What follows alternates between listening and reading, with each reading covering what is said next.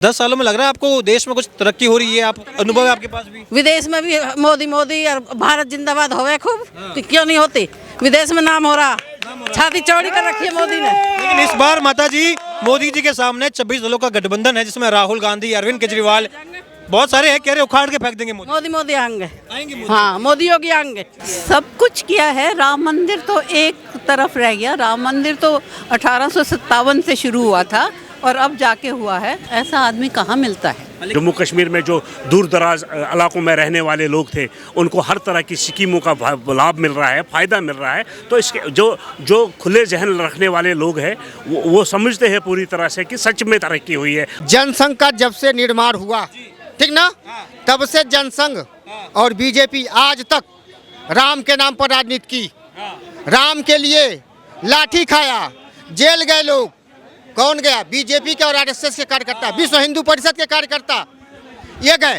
तो उसका श्रेय कौन लेगा? वो तो ये भी कह रहे हैं कि कार सेवकों पर जो गोली चलाई गई वो कानून की रक्षा के लिए चलाई गई, संविधान को बचाने के लिए चलाई गई। वो एक विशेष व्यक्ति को खुश करने के लिए गोली चलाई गई। हाँ, ठीक ना? बोलिए मुस्लिम समुदाय, सीधा बोलिए मुस्लिम समुदाय को बचाने के लिए। हमसे अभी आपने कहा कि राहुल गांधी कह रहे हैं कि मुसलमान डरा हुआ है। यहाँ सीपी में तमाम मुसलमान होंगे, कोई मुसलमान कह दे कि मैं भाजपा सरकार से डरा हूँ, कोई नहीं कह वो सकता। तो अभी वो बात कर रहे हैं कि अभी तो हमारी मिल्की अमित हमसे छीन रहे हैं, नौजवानों घर से बाहर निकलो, वो तो उल्टा और बाहर। ये देखिए, ये राजनीति है। आप पे आऊंगा कि माता जी क्या नाम हुआ आपका? सुधा शर्मा, कहाँ से आप? नोएडा से। हाँ, माता जी 2024 में लोकसभा के चुनाव है, प्रधानमंत्री के 10 साल पूरे हो गए। 10 सालों में लग रहा है आपको देश में कुछ तरक्की हो रही है? आप अनुभव है आपके पास भी? विदेश में भी मोदी मोदी और भारत जिंदाबाद होवे खूब तो क्यों नहीं होती। विदेश में नाम हो रहा, छाती चौड़ी कर रखी है मोदी ने। लेकिन इस बार माता जी मोदी जी के सामने 26 दलों का गठबंधन है, जिसमें राहुल गांधी, अरविंद केजरीवाल बहुत सारे हैं, कह रहे उखाड़ के फेंक देंगे मोदी। मोदी मोदी आएंगे, हाँ मोदी योगी आएंगे। हाँ, जो हिंदुओं की बात करे वो हिंदुओं की बात करे वो तो जो देश विरोधी हो जाता है। और ये एक भी बात, अगर ये इफ्तार पार्टी में जाते हैं तो ये मना नहीं कर सकते। महंगाई, बेरोजगारी की बात करते हैं, रोजगार की बात कर रहे हैं कि देश के युवाओं को रोजगार नहीं मिला है। आज इतना डेवलपमेंट हो रहा है, वो कहाँ से हो रहा है? 70 साल में कितना योगदान दिया, कितना वो दिया नौकरी, हाँ रोजगार कितना दिया वो अभी तो दिखावा अपना कुछ। प्रधानमंत्री ऐसा कैसा प्रधानमंत्री है माता जी? वो कह रहे हैं कि ऐसा कैसा प्रधानमंत्री जो मंदिर मंदिर घूमता है? देश में जाकर पूछा, मोदी मोदी हो रही है। हाँ, और जो मंदिर बनाया ना वो भी मुसलमानों ने बनाया। लेकिन कांग्रेस कौन सा मंदिर? ये राम मंदिर, वो मुसलमानों ने बनाया। मुसलमानों के? हाँ, वो आज दिखाया जा रहा टीवी पे। अच्छा, मतलब वो भी इसमें कहीं ना कहीं सहयोग दे रहे हैं अपना जी। तो मजदूर हम पे भी जो हुआ बस ओवैसी तो डर रहा, ओवैसी तो आग लगाने को है। मैम 2024 में लोकसभा के चुनाव होने जा रहे हैं, आपके पास अनुभव भी है, आपने इससे पहले की जो सियासत रही है देश में वो भी बड़ी करीब से देखी होगी। क्या लग रहा है 10 साल भाजपा के या नरेंद्र मोदी के कहिए, क्योंकि आजकल एक नारा चल रहा है मोदी की guarantee it's much bigger than party की गारंटी या सरकार की गारंटी, तो डू यू बिलीव दैट कि मोदी की गारंटी जो है वो उस पर ज़्यादा लोगों को ट्रस्ट है?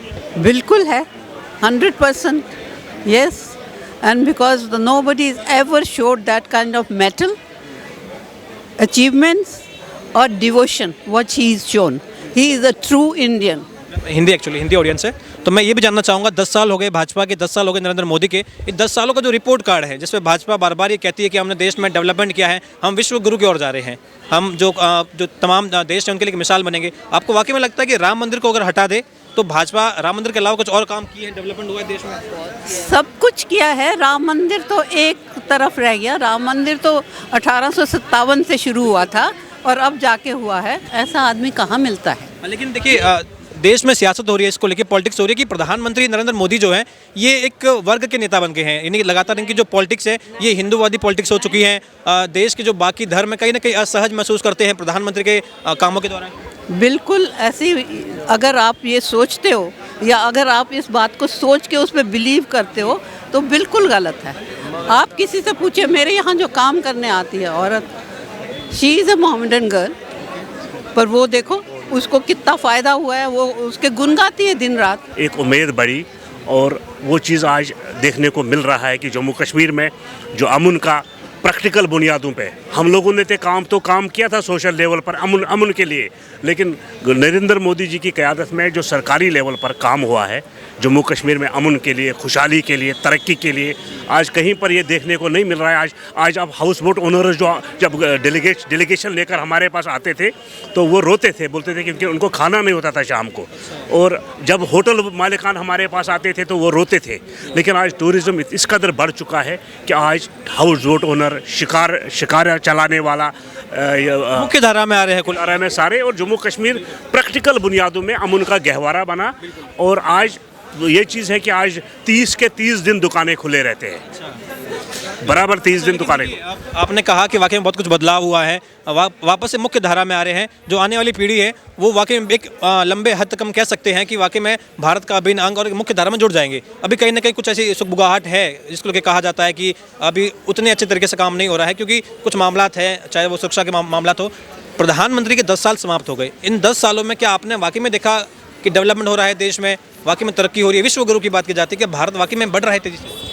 ये तो हर जगह देखने को मिल रहा है कि पूरे देश में, मतलब प्रधान मोदी जी के आने के बाद 2014 के बाद पूरे देश में तरक्की का दौरा हुआ, और पूरे देश में हर सेक्टर में, हर शोबे में तरक्की हुई है। और आजकल पूरी, जहाँ तक मैं जम्मू कश्मीर की बात करूँगा, जम्मू कश्मीर में आप देखिए आज 6 लाइन रोड्स बन रहे हैं। जम्मू कश्मीर में जो दूर दराज इलाकों में रहने वाले लोग थे उनको हर तरह की स्कीमों का लाभ मिल रहा है, फ़ायदा मिल रहा है। तो इसके जो खुले जहन रखने वाले लोग हैं वो समझते हैं पूरी तरह से कि सच में तरक्की हुई है, हर लिहाज से तरक्की हुई है। लेकिन अब एक मैकेनिज़्म, अब जम्मू कश्मीर की बात कर रहा हूँ मैं, एक मैकेनिज़्म बनाने की ज़रूरत है जो लोगों का एतमाद बहाल करे। जो गैप हुई है कम्युनिटी टू कम्युनिटी, उस फिलअप करने के लिए एक मैकेनिज़्म बनाने की बनना चाहिए। राहुल गांधी हैं, आजकल बड़ा चर्चाओं में रहते हैं, होने भी चाहिए, क्योंकि देखिए कांग्रेस पार्टी सबसे पुरानी पार्टी है और उसके मुखिया, अब अगर कहा जाए, भविष्य कहा जाए, एक सर्वा कहा जाए तो वो राहुल गांधी है। आजकल न्याय यात्रा कर रहे हैं, कह रहे हैं, बार बार एक बात दोहराते हैं कि देश में अन्याय हो रहा है, तानाशाही का माहौल बढ़ गया है, एक प्रधानमंत्री बैठ गया, एक राजा बैठ गया है, महामानव बैठ गया है, जो तुगलकी फरमान सुनाते हैं, जनता पे थोप देते हैं, जन की बात नहीं करते, बस मन की बात करते हैं। इस तरीके के तमाम आरोप उन पर कहे जा रहे हैं। क्या आपको लगता है राहुल गांधी की न्याय यात्रा 24 के चुनाव में मोदी के लिए मुश्किल बन सकती है? नहीं, मुझे नहीं, ऐसा नहीं लगता है कि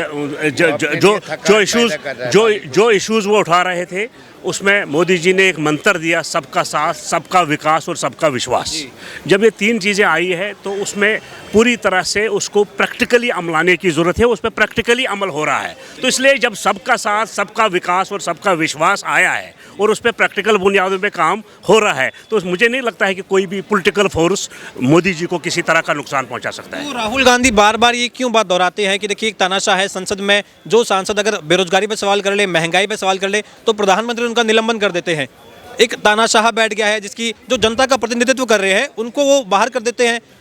मनगढ़ंत जो है उन पर आरोप लग जाते हैं कि ये देखिए मिमिक्री कर रहे हैं, जबकि वो कहते हैं कि मिमिक्री भी लोकतंत्र का हिस्सा है। तो अगर लोकतंत्र को कमजोर करने वाला प्रधानमंत्री सत्ता में बैठ चुका है और ये राम भगवान को भी अपना प्रत्याशी बना चुका है।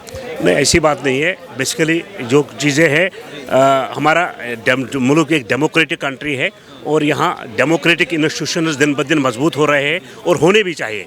और उस सिलसिले में ये जब पॉलिटिकली, क्योंकि लोग, अवाम सबसे बड़ी ताकत है, लोगों का फैसला जो होता है वो ऊपर वाले का फैसला होता है। तो अगर उस तरह की कमजोरियाँ होती तो लोग इस तरह 2 बार फैसले नहीं लेते हैं। और सियासत हो रही है वो लोगों के फैसले पे नहीं, कोर्ट के फैसले पे हो रही है। राम मंदिर को लेकर सियासत हो रही है, कहते हैं कि जो कोर्ट का फैसला तो आ गया, लेकिन तारीख जो है मोदी ने डिसाइड करी कि 22 जनवरी को हम करेंगे। क्यों भाई? 22 जनवरी इलेक्शन आ रही है नज़दीक, तो आपने 22 जनवरी को चुन लिया है ताकि कहीं ना कहीं राहुल गांधी, तमाम जो विपक्ष है, उनको हम धार्मिक मुद्दे पर लाके घेर सके। तो भाजपा ने राम मंदिर पर अधिकार कर लिया है क्या?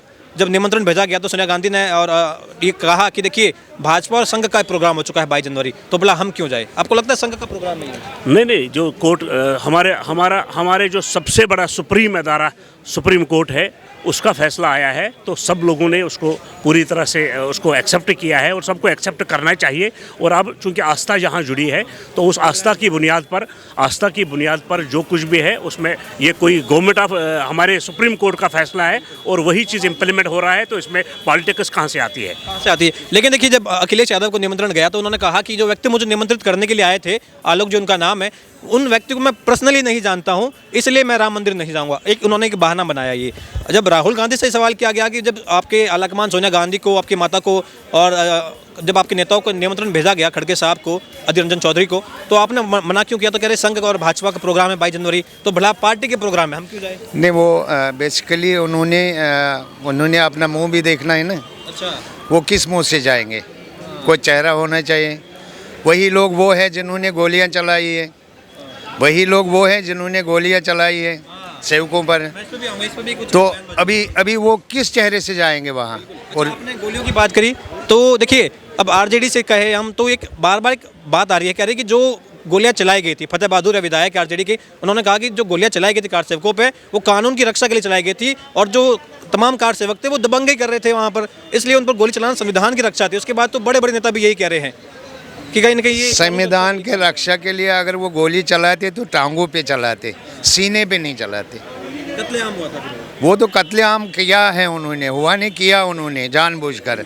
तो अभी उनको अगर आप कहेंगे कि वो उनको जाना चाहिए वहाँ, तो मैं समझता हूँ कि वो गलत बात है, क्योंकि उन्हें कोई चेहरा ही नहीं है जाने के लिए। उन्होंने वही तो उसके राम मंदिर के खिलाफ थे, और वो किस मुंह से आप जाएंगे? 24 वकील खड़े किए, तो आप ये तमाम चीज़ आप कह रहे हैं कि अभी भी कहीं ना कहीं मन में जो है लोगों को। बराबर बिल्कुल है। क्या लगता है सर आपको, ये बार बार राहुल गांधी कहते हैं कि हमें निमंत्रित किया गया है, लेकिन जिस प्रकार से पॉलिटिक्स हो रही है, एक राजनीतिकरण हो गया है धर्म का, तो इसलिए हम नहीं जा रहे हैं? देखिए, जिनके पास कोई मुद्दा नहीं होता है और जिन्होंने अपने कार्यकाल समय में पब्लिक पे, जनता पे, गरीब जनता का लूटा हो, वो क्या कहेंगे? उनके पास क्या चीज़ है बोलने का, बरगलाने की क्या चीज़ है? वो तो भ्रमित करते हैं, वो तो मीडिया को भी नहीं मानते हैं वो लोग। तो मैं कहना चाहता हूँ ऐसे लोगों से तो दरकिनार करना चाहिए। अभी आपने गोली चलाने वाले कह रहे नहीं जा रहे ये लोग, राहुल गांधी नहीं जा रहे। एक बताइए, जो राम के अस्तित्व को नहीं मानते, राम के मंदिर के जब कोर्ट में इतने सालों से मुकदमा चला आ रहा था, तो ये लोग अपनी एप्लीकेशनें लगाते हैं बड़े बड़े वकीलों के द्वारा कि कोई अस्तित्व नहीं है, कोई राम नहीं है, इसको नहीं लगना चाहिए। फिर दूसरा, जो गोली चलाई गई थी, किसको खुश करने के लिए गोलियाँ चलाई गई थी? मुलायम सिंह ने किसे खुश करने के लिए चलाई थी? कांग्रेस को या एक अल्पसंख्यक वोटों के लिए?